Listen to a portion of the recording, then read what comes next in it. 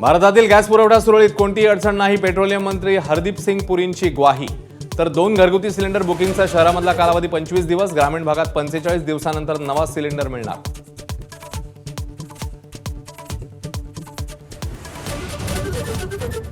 Gas संकटामुळे पुण्यात विद्यार्थ्यांसाठीच्या मेसमधल्या जेवणात एकच चपाती मिळणार. ठाण्यामध्ये खासगी कंपनीच्या कॅन्टीनलाही फटका, तर जालन्यामध्ये शिवभोजन थाळी केंद्र बंद होण्याच्या मार्गावर.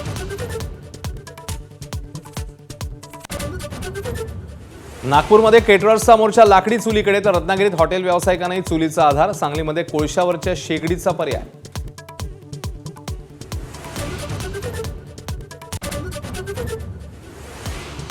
गॅस पुरवठा सुरळीत असल्याचा दावा होत असतानाच राज्यात ठिकठिकाणी सिलेंडर करता रांगा. सातारा अमरावतीत एजन्सी बाहेर मोठी गर्दी, तर सोलापूरमध्ये पोलीस बंदोबस्तात सिलेंडर वितरण.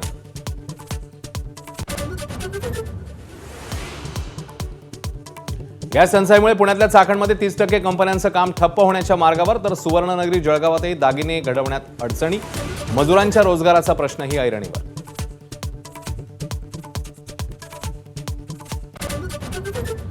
निर्यात रखडल्यानं वाशीच्या एपीएमसी मार्केटमध्ये नाशवंत फळांचे कंटेनर अडकलेले. भंडाऱ्यातल्या तांदूळही पडून, तर सोलापूरचा पापड उद्योग देखील संकटामध्ये.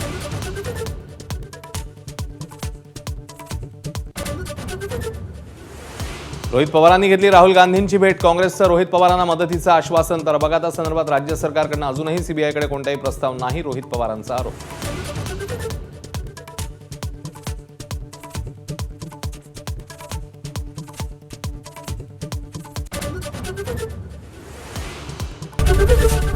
एबीपी माझा, उघडा डोळे बघा नीट.